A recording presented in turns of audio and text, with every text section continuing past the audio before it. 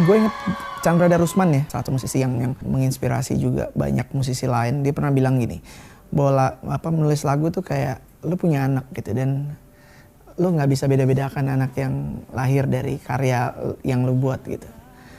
Jadi ya kalau ditanya mana yang paling bagus itu sulit sekali gitu, karena mana yang paling, ya mungkin kalau ukurannya kuantitatif gitu ya mungkin bisa gitu. Tapi kalau dibilang kualitas dari lagu mana yang paling bagus, itu nggak ada jawabannya. Itu akan terus ya ngikut sepanjang masa terus gitu. Jadi sangat sulit untuk bilang mana lagu yang paling bagus atau paling gue suka, yang paling gue nikmatin.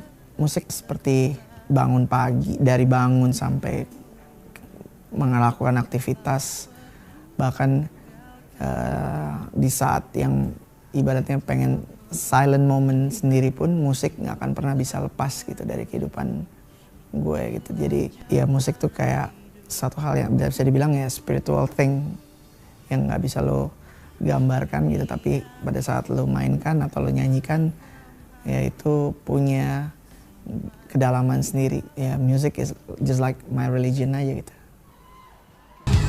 Musik Indonesia berkembang hampir 40 tahun lebih. Musik Indonesia ini secara industri dia berkembang. Dan proses perjalanan musik Indonesia ini begitu luar biasa. Maksudnya dinamikanya dari berangkatnya tuh dari industri rekam. Jadi industri rekaman gitu. Jadi dia dimulai dari situ. 40 tahun lebih musik Indonesia ini berjalan, ada industri sebagai sebuah industri kalau bisa dibilang demikian. Kualitas atau individu skill musisinya hari ini tuh luar biasa banyak, pilihannya begitu banyak gitu.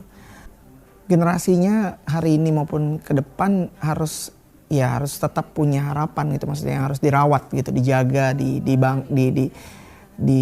dalam arti ya seperti bahasanya mungkin dirawat ya, untuk bisa ngelihat bagaimana musik Indonesia ke depan bisa berkembang. Dan saya punya optimisme itu. Kenapa saya bilang punya optimisme? Karena setiap hari lahir begitu banyak talent-talent baru di Indonesia.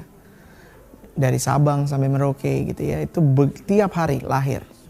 Kita bisa lihat di let's say katakan di platform digital gitu ya, begitu banyak sekali talent-talent yang lahir. Nah, ini penting untuk dilihat sebagai bukan hanya sebagai aset saja, tapi ini sebagai kekuatan masa depan gitu. Kekuatan di mana kita produktivitas, musik itu bicara produktivitas. Jadi ya produktivitas itu ya dekat dengan anak muda gitu.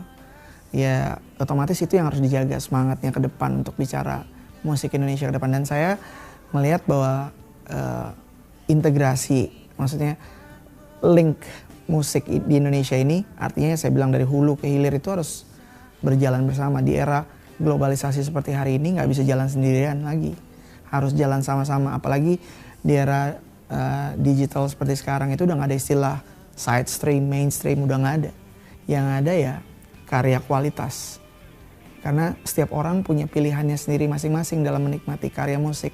Itu sebabnya kualitas itu jadi begitu penting, dan gue sangat meyakini kualitas musik di Indonesia ini ya sangat luar biasa gitu di tengah dinamikanya.